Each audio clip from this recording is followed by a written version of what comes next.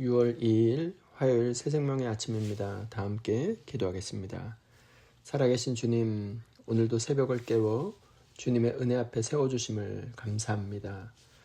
우리를 향한 하나님의 사랑과 은혜를 다시 바라보게 하시고 우리의 연약함보다 크신 하나님의 은혜를 깊이 경험하게 하여 주옵소서. 오늘도 말씀의 식탁 앞에 앉아 하늘의 은혜를 누리게 하여 주옵시고 왕 되신 주님의 자녀답게 살아가게 하옵소서. 감사없고 살아계신 예수 그리스도의 이름으로 기도하옵나이다. 아멘. 오늘 우리에게 주시는 하나님의 말씀은 사무엘하 9장 9절로 13절 말씀입니다. 왕이 사울의 시종 시바를 불러 그에게 이르되 사울과 그의 온 집에 속한 것은 내가 다 내 주인의 아들에게 주었노니 너와 내 아들들과 내 종들은 그를 위하여 땅을 갈고 거두어 내 주인의 아들에게 양식을 대주어 먹게 하라. 그러나 내 주인의 아들 무비보셋은 항상 내 상에서 떡을 먹으리라 하니라. 시바는 아들이 15명이요 종이 20명이라. 시바가 왕께 아뢰되 내 주 왕께서 모든 일을 종에게 명령하신 대로 종이 준행하겠나이다 하니라. 무비보셋은 왕자 중 하나처럼 왕의 상에서 먹으니라. 무비보셋에게 어린 아들 하나가 있으니 이름은 미가더라. 시바의 집에 사는 자마다 무비보셋의 종이 되니라. 무비보셋이 항상 왕의 상에서 먹으므로 예루살렘에 사니라. 그는 2발을 다 절더라. 아멘. 저는 오늘 이 본문으로 우리를 일으켜주시는 주님의 은혜 앞에 서라는 제목으로 하나님 말씀 증거하도록 하겠습니다. 오늘 본문은 어제 읽은 다윗과 무비보셋 이야기의 연속된 말씀입니다. 어제 본문에서 다윗은 요나단과 맺은 언약 때문에 무비보셋을 찾았습니다. 그리고 로드발에 숨어 살던 무비보셋을 왕궁으로 불러들였습니다. 오늘 본문은 그 은혜가 실제 삶 속에서 어떻게 이루어지는지를 보여주고 있습니다. 9절 말씀에 다윗은 사울의 종 시바를 불러 말합니다.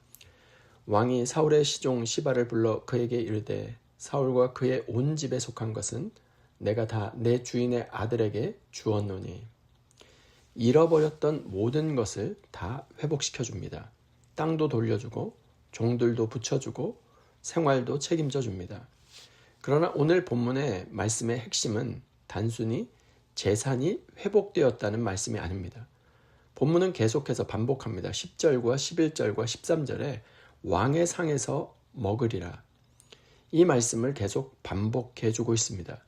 하나님께서 우리에게 보여주시는 것은 재산보다 더 큰 은혜, 회복보다 더 큰 은혜가 있다는 것입니다. 그것은 왕의 식탁에 앉는 은혜입니다.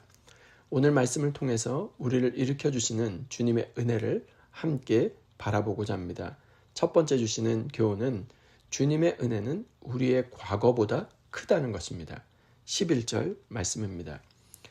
시바가 왕께 아뢰되 내 주 왕께서 모든 일을 종에게 명령하신 대로 종이 준행하겠나이다 하니라.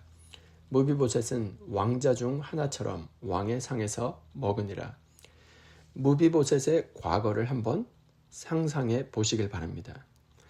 그는 사울 가문의 마지막 후손이었습니다.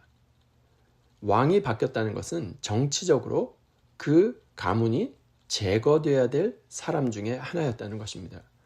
왕의 계승권을 가진 위험한 존재이기 때문에 그렇습니다. 게다가 그는 로드발에 숨어 살고 있었습니다. 로드발은 목초지가 없는 곳이라는 뜻입니다. 무슨 말일까요? 희망도 없고 미래도 없고 기대도 없는 삶이었습니다. 그런데 다윗은 그를 왕궁으로 불러냅니다. 이것이 바로 은혜입니다. 은혜는 과거를 기준으로 사람을 판단하지 않습니다. 은혜는 현재의 모습보다 하나님의 사랑을 먼저 바라봅니다. 사실 이것이 오늘 우리의 이야기가 아닐까요? 우리 모두는 영적인 로드발에 살던 사람들이었습니다. 죄로 인해 하나님과 멀어졌고 하나님 앞에 설 수 없는 사람들이었습니다. 그런데 하나님께서 우리를 먼저 찾아오셨습니다. 예수 그리스도의 십자가로 우리를 부르셨습니다. 그리고 하나님의 자녀를 삼아주셨습니다.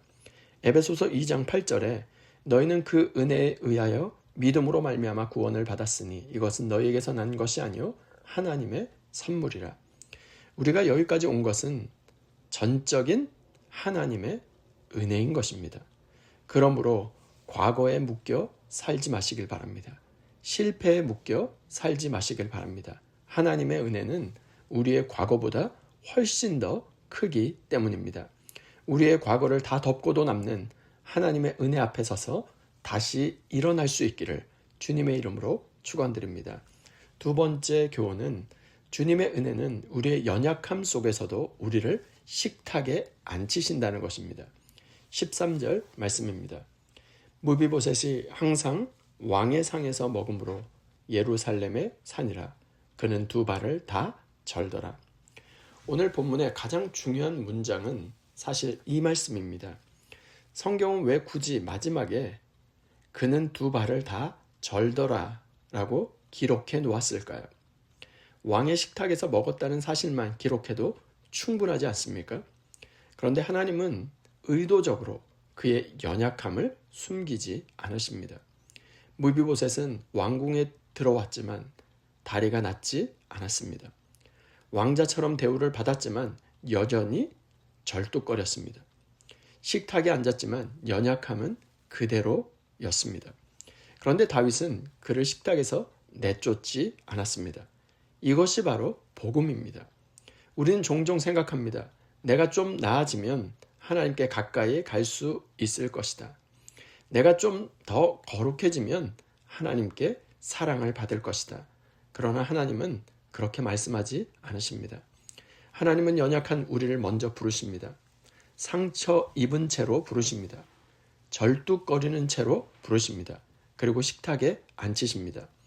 오늘 이 새벽에 나온 정말로 우리 모두가 무비보셋과 다름이 없습니다. 어떤 사람은 건강 때문에 절뚝거립니다. 어떤 사람은 관계 때문에, 자녀 때문에 영적인 낙심 가운데 절뚝거립니다. 그런데 중요한 것은 얼마나 잘 걷느냐가 아닙니다. 우리가 어디에 앉아 있느냐입니다.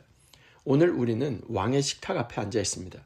말씀의 식탁, 은혜의 식탁, 기도의 식탁, 하나님의 임재의 식탁 앞에 앉아 있습니다. 무비보셋은 항상 왕의 식탁에서 먹었습니다. 특별한 날만이 아닙니다. 오늘도 내일도 항상입니다. 마찬가지로 하나님은 오늘도 우리를 식탁으로 초대하십니다. 너는 내 자녀다. 내가 너를 이곳에 초대했다. 내 은혜 안에 머물러 있으라. 연약함이 없어져서 은혜를 받는 것이 아닙니다. 은혜가 있기에 연약함 가운데서도 살아가는 것입니다. 그래서 오늘 기억하시길 바랍니다. 은혜는 절뚝거림을 없애는 것이 아니라 절뚝거리는 우리를 왕의 식탁에 앉히는 것, 그것이 하나님의 은혜입니다. 이 은혜를 누리며 살아가는 복된 하루가 될 수 있기를 주님의 이름으로 축원드립니다. 이 시간 주신 말씀과 공동의 기도 제목으로 함께 기도하겠습니다. 첫 번째, 주여 나의 과거와 실패보다 크신 하나님의 은혜를 바라보게 하시고 오늘도 은혜 안에서 담대히 살아가게 하옵소서. 두 번째, 주여 여전히 연약하고 부족한 모습이 있지만 왕의 식탁으로 불러주신 은혜를 기억하며 하나님의 자녀답게 살아가게 하옵소서.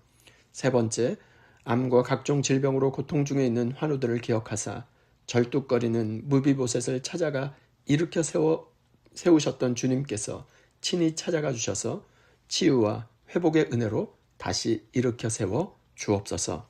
공동의 기도 제목과 각자의 기도 제목을 주님께 올려드리며 함께 기도하겠습니다.